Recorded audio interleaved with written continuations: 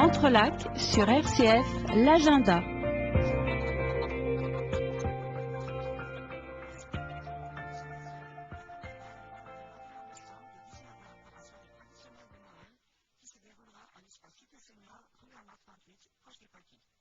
Les deux autres dates sont les lundis 24 et 31 décembre, cette fois-ci pour un repas de midi à l'espace quartier Jonction.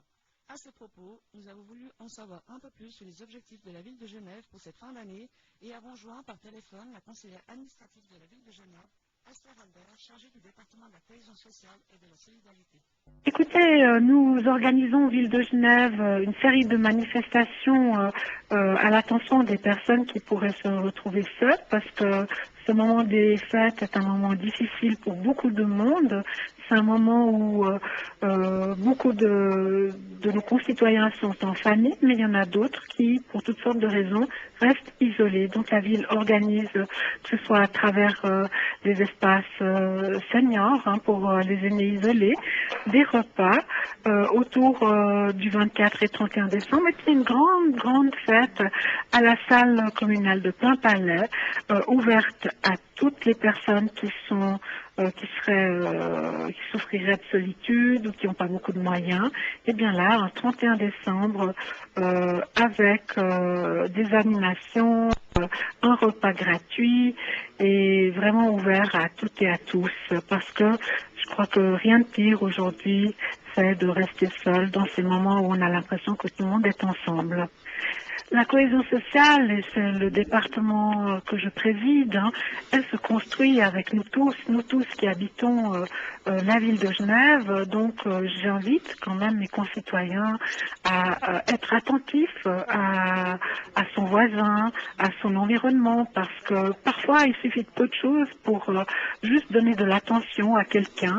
Et peut-être dans ce monde où les médias sociaux ont pris le relais de beaucoup de choses, je crois qu'il ne faut pas oublier les choses simples. C'est simplement se dire bonjour, de s'entraider, parce que l'entraide, finalement, c'est le ciment de la cohésion sociale. Le Centre catholique d'études de Genève, en collaboration avec l'Institut Saint-Jean, organise des cycles de conférences témoignant de vies engagées dans notre monde. Nous avons rencontré Michel Boutet, directeur de ce centre, qui nous présente la conférence de ce soir. Je vous présente un cycle de conférences sur des vies engagées de la foi.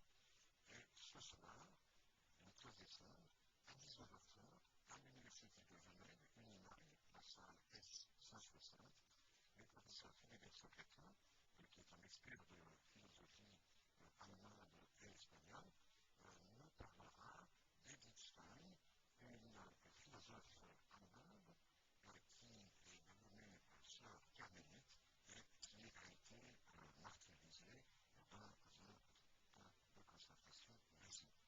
Et son témoignage est effectivement absolument exemplaire, et le professeur Socreta a lui-même écrit un livre sur cette religieuse d'origine juive et qui s'est convertie au catholicisme. Je vous rappelle, ce soir, conférence à 19h30 à l'UNIMAG, précision partante, l'entrée est libre. Merci Gloria. Alors, je vous propose qu'on aille retrouver Jean-Paul Favre, que j'ai pu rencontrer sur un de ses nombreux lieux d'intervention, cette fois à Genève.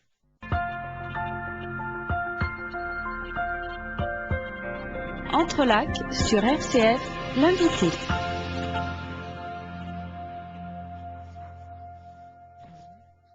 Merci de m'accueillir. Nous sommes à l'ESM, qui est une école de management à Genève, et qui forme des gens dans le domaine de la communication, dans le domaine de l'économie et du business. Et puis vous avez un pied sur ça qu'on vous a choisi, vous avez un pied à ici également. En effet, je me partage entre Genève pour cet enseignement et aussi l'université de Savoie qui est donc à Annecy sur le côté français. Le monde est en crise, l'entreprise est épuisée, le chômage est plus haut que jamais, pas qu'en France, également à Genève, et on a choisi comme thème de discussion le recours spirituel dans l'entreprise. Est-ce que rien que se prononcer ce mot ici sur les ondes, ça a un côté complètement luxueux, se dire le spirituel, qu'est-ce que le spirituel pour l'entrepreneur comme pour l'employé? Je ne sais pas si c'est un recours au spirituel, je pense que c'est un retour au spirituel, peut-être, qu'il faut invoquer. Et Karl Marx a fait du bien ou a fait du mal en voulant résister aux industriels et à l'asservissement, comme disait Simone Weil. Le philosophe n'a pas la ministre à cette relation forcément administrante pour l'ouvrier, pour le métallos, ce qu'elle a fait alors qu'elle était philosophe. Ne jetons pas la pierre au penseur.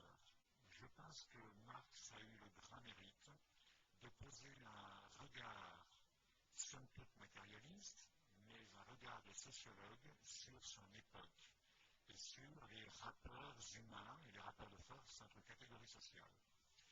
Par contre,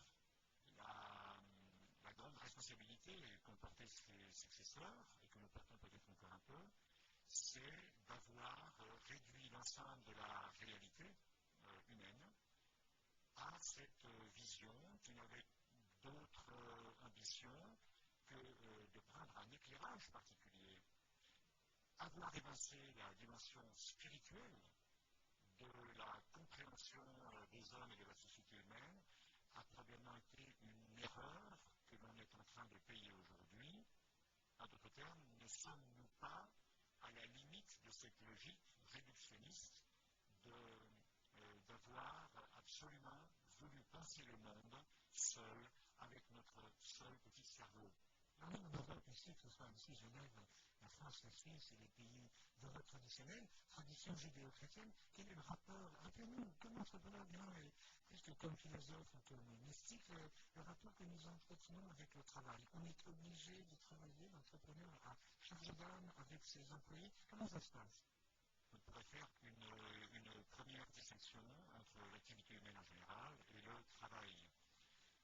On peut rappeler que le travail du latin trépalium à seconde torture en dit un peu long sur ce qu'a pu devenir l'activité humaine. Mais au cours de l'histoire des sociétés humaines, on se rend bien compte que cette activité qui est nécessaire pour la survie de la condition humaine s'est transformée, s'est sophistiquée jusqu'à une différenciation des tâches, une spécialisation, pour en aboutir à un moment donné à une communauté de travail, ce qui jusque-là est plutôt un développement vertueux.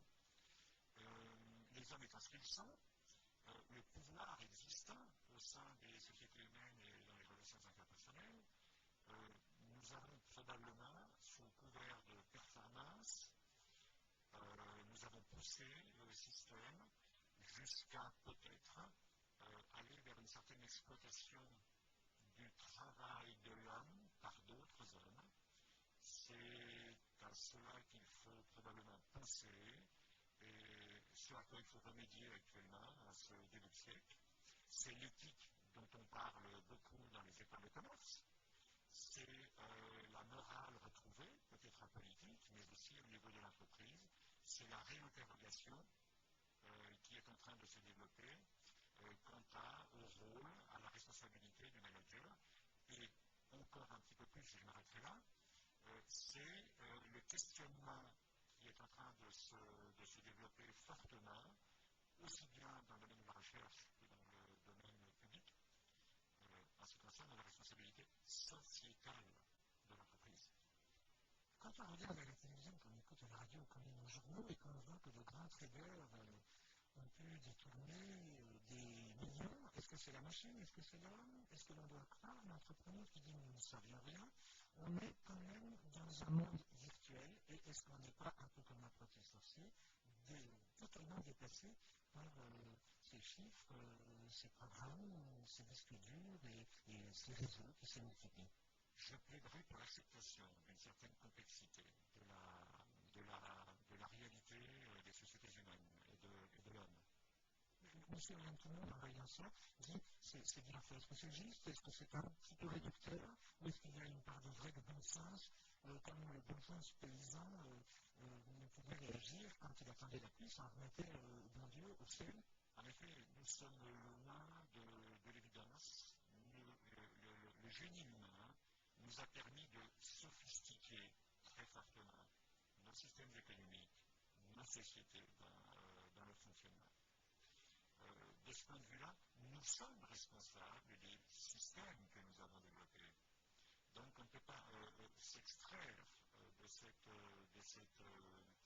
responsabilité à apporter et à résoudre. J'aurais tendance à penser que pour le présent et pour l'avenir, il nous faut probablement remettre l'homme au centre du travail, au centre du circuit économique, et remettre l'économie elle-même dans sa fonction qui est une fonction d'aide et de survie aux individus d'une société.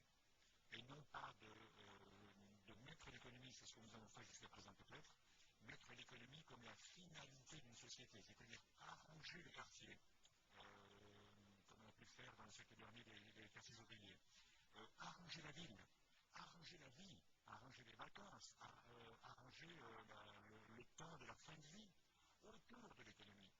Alors on a l'impression qu'on a déchiré le jeu de cartes des années 68, l'attrait mystique de l'Inde. On a l'impression que la jeunesse, vous avez connu 68 comme moi, la jeunesse d'aujourd'hui n'a pas ce recours j'allais dire au chemin de Katmandou, mais on va éviter un petit peu ce que l'on pouvait consommer comme substance, mais il y avait une propension à se dire qu'on allait s'élever vers l'Himalaya, qu'on allait s'élever vers les divinités. Parlons-en, c'est Ganesh, c'est évidemment Sarasvati au Mindra, la musique, c'est Hanuman. Il est vrai que l'histoire, même récente, n'est pas tranquille.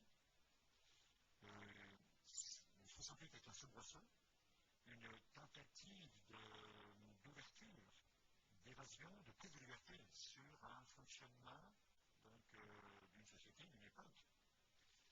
Des faits extérieurs ont pu aussi intervenir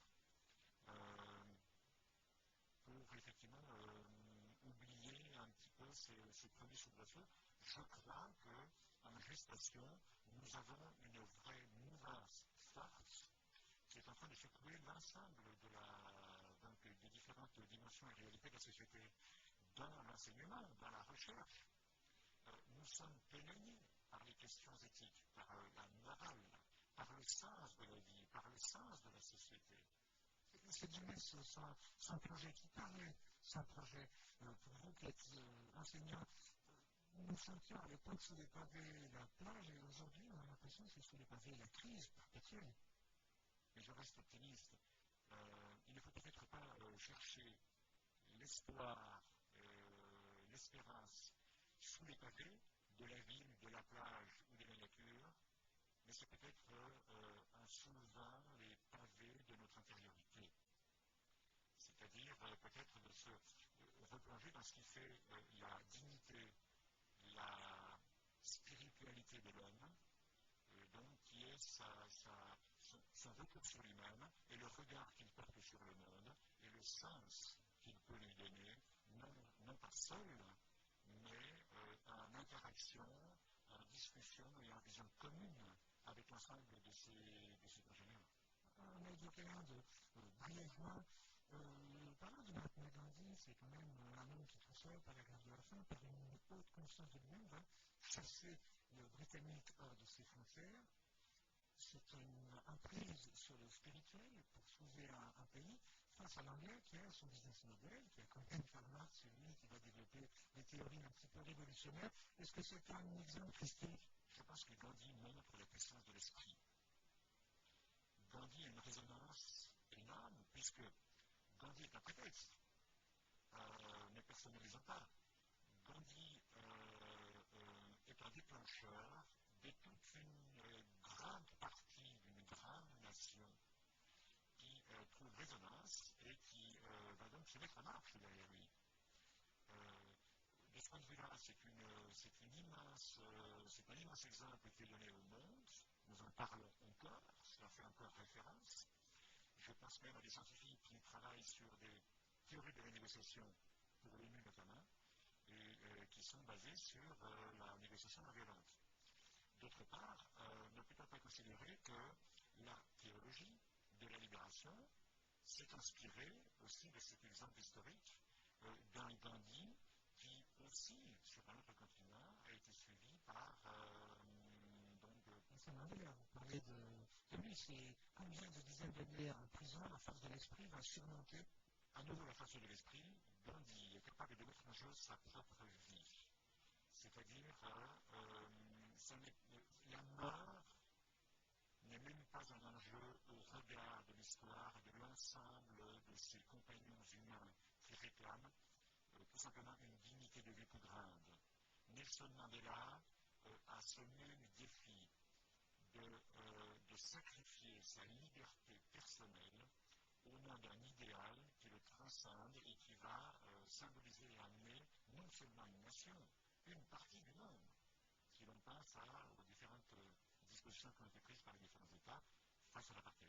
Jusqu'à qui doit-on remonter pour avoir des figures, mais peut-être un peu paternalistes pour l'entreprise comme pour les nations? Est-ce que ça fait le ringard, si vous me passez le mot, de se référer à telles images en Europe? Et qui vous vient à l'esprit comme une figure à laquelle on puisse se raccrocher dans l'entreprise? Est-ce qu'on a ces icônes? Est-ce qu'on a ces images? J'ai peur que les images récentes de grands patrons, de dirigeants d'entreprise, soient quelque peu atténuées par rapport à ce qu'a pu connaître le siècle dernier. Les grandes familles qui ont laissé leur nom à une dynastie, à une grande aventure d'entreprise, portaient en elles un dessin qui était au-delà de l'industrie, un dessin éducatif, un dessin de santé, un dessin de communauté humaine, en partageant une responsabilité quant à cette communauté humaine et qui était l'ensemble, par exemple, des ouvriers.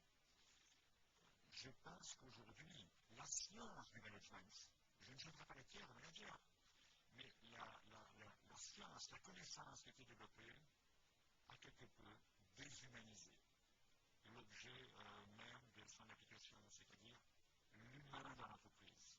Je veux dire que la grande fesse, le grand objectif que l'on doit donner à tout employé, à tout manager, que ce soit depuis la présidence jusqu'au poste les plus terre à terre, il y a une désincarnation parce que le profit, il faut qu'on boucle les chiffres et ça n'a plus de sens de donner corps à un symbole où on se rattache.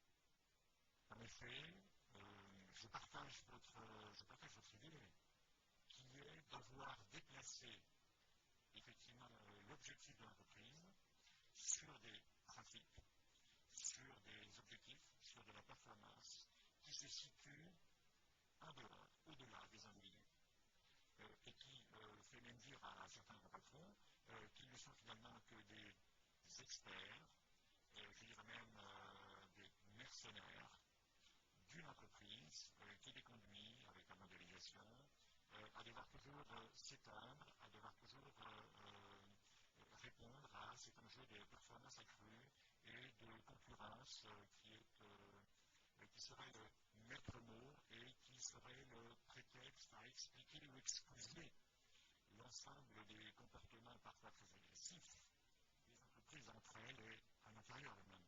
Ce qu'on appelle très trivialement le management de transition. C'est le management de transition.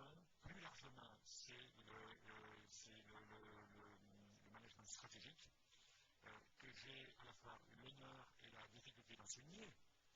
Et je dois confesser que la grande question qui me déchire et qui m'habite est celle de cette transmission d'une connaissance déshumanisée d'une certaine manière et qui va pousser les dirigeants que nous formons, si nous les prenons garde, qui va les pousser à considérer que leur devoir est effectivement de faire croître l'entreprise par tous les moyens, au détriment d'une finalité, qu'on aura peut-être fait un peu perdre, qui est une finalité d'un vivre ensemble, d'un développement ensemble et d'une certaine harmonie, plutôt que les bienfaits de la compétition qui, lorsqu'elle est poussée un peu trop loin, devient meurtrière pour l'individu. À quelques jours de la réélection de Barack Obama, est-ce que c'est superfétatoire, risible ou désuet qu'un président de la plus grande démocratie ou la plus puissante au monde puisse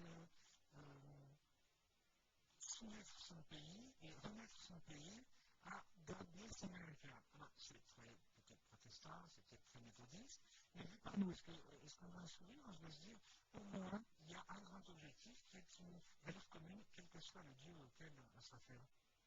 Ne nous montre-t-il pas la voie? Une voie éclairée qui, au-delà d'un objectif commun qui serait un objectif matérialiste, appelle à un véritable projet d'une société plus humaine, d'une société qui devienne plus audacieuse dans ce que le génie humain peut produire sur cette terre.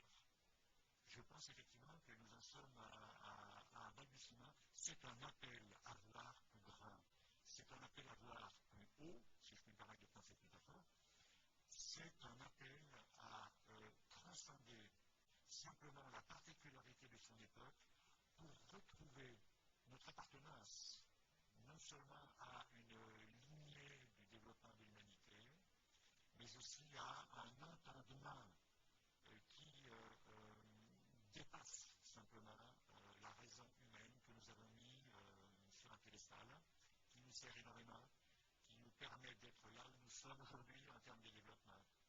Quand on se répond toujours à la question de que faisons-nous là, où allons-nous, qui sommes-nous? Oui, pardonnez-moi, je parce que je vois que le temps tourne, on arrive au bout de cette émission, ça passe très très vite. Est-ce que c'était un luxe pour un patron lorsque l'entreprise est en péril et pour un employé lorsque son poste est en péril, d'aspirer vers le haut et se dire on se raccroche à ces valeurs quand il s'agit de payer les factures, de payer les loyers, et quand il y a le drame pour un patron, il faut le dire, de devoir annoncer à ses employés l'entreprise est finie. Pris par le petit bout de la lorgnette. Effectivement, votre question montre clairement qu'on peut se sentir écrasé par un système que l'on ne peut changer. Je voulais simplement rappeler pour retrouver la liberté de l'homme face à son destin. Je voulais rappeler simplement que le système dans lequel il se trouve est le produit de sa propre ingéniosité au travers des années, au travers des siècles. Donc, je plaide, j'appelle à un retour de cette ingéniosité, de cette audace, pour recréer un monde qui puisse être un monde effectivement plus juste, un monde où il y a moins de stress, un monde où le partage et la distribution des richesses produites soient revisités. Nous avons cette capacité, cette intelligence. Il nous manque peut-être cette dimension spirituelle pour mettre en perspective notre époque, notre destin individuel, pour l'inscrire dans un destin qui est un destin collectif, de l'autre. Merci Jean-Paul Favre. Il nous faut conclure. En clin d'œil, en cette année d'édition des œuvres presque complètes de Sainte-Thérèse d'Avila, j'ai trouvé une phrase très inspirante, on l'a mis ensemble tout à l'heure, et c'est vrai qu'elle peut prêter à sourire, mais on sait que ces textes sont très terre à terre. Comprenez, écrit Sainte-Thérèse d'Avila que si c'était la cuisine, le Seigneur circule parmi les merveilles. Alors, on se reconnaît, n'est-ce pas, dans cette phrase. Merci de nous avoir ouvert la cuisine, merci d'être allé chercher une vérité potentielle dans ces marmites. C'est le but d'entre là, d'aller chercher cette dimension spirituelle un peu partout. On a commencé par l'entreprise, puisqu'on est tous un peu pour les auditeurs qui nous écoutent. Merci Jean-Paul Favre. Merci beaucoup. Je voudrais simplement, pour conclure, laisser un message d'espoir et de grande ouverture sur les possibles. Et les possibles ne peuvent être qu'avec une spiritualité retrouvée sur la vision que l'on porte sur le monde et sur nous-mêmes. Merci, on va retrouver Gabriel pour le rappel de quelques dates pour ce calendrier juste avant la fête de Noël. Donc, fête de Noël à vous, bonne fête de Noël. Merci, très bonne fête à vous et très bonne fête à tous les auditeurs. Entrelacs, le magazine culturel et spirituel du Grand Genève, Daniel Bernard.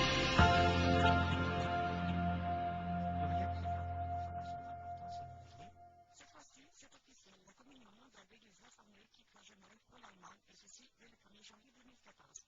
Il faut savoir que celle-ci fédère environ 230 églises réformées dans 108 pays. La décision a été prise évidemment pour des raisons économiques.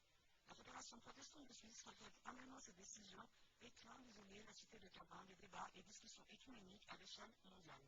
Et enfin, quelques mots sur la prochaine mission qui sera consacrée à l'évangile de la maison, une expérience qui est menée en France, en Suisse romande. Pour ce faire, je suis allé recueillir des témoignages avec la complicité de l'abbé Pascal Détieux. Alors, bien, c'est la fin de cette émission. Si vous voulez nous réécouter, c'est évidemment aujourd'hui même à 18h30, bien dimanche prochain, dès 10h du matin. Si vous êtes équipé d'Internet sur votre PC, rcf.fr/radio/RCF74, votre ami pour ce côté-ci de la frontière, RCF74. On peut envoyer la musique du générique, comme ça me permet de...